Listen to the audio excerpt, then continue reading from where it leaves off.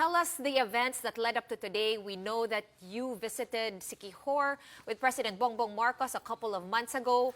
No improvement since then, we're guessing? We started visiting Siquijor way back pa, actually. And I think in this month, I've been there 3 times already, just to inspect and evaluate if what's the situation like. So we started the monitoring, the daily monitoring ever since, actually we started on May 6 pa, before elections.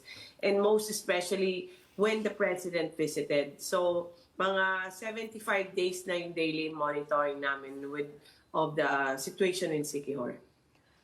Oo, kaya lang, naalala ko yung presidente, he says he is giving them 6 months to be able to stabilize the power supply there.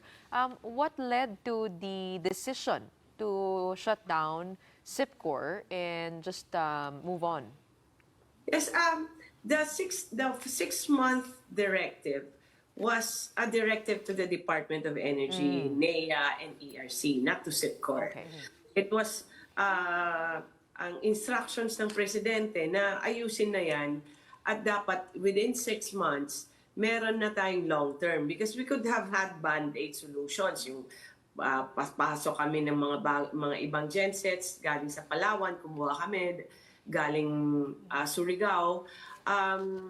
But we cannot have band-aid solutions when we talk about electricity for a long period. Kasi madali lang sabihin, sa 6 months meron na tayo, but every day, the people suffer 11-hour brownouts, minsan sobra pa, minsan less, but it's almost every day na as per our observation. And according to the report of the University of the Philippines, since January pa 2024, they have been experiencing that. And worse during summer this year.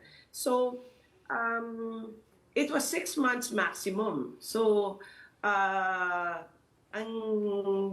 decision ng DOE, NEA, and eventually ERC, is to finish it na kasi the longer we wait, the more people suffer. So, kaya naman pala 1 month eh. So, kung kaya namin, then we did it in 1 month. And then that proves lang na with the concerted efforts of all the agencies, it's possible to resolve this issue.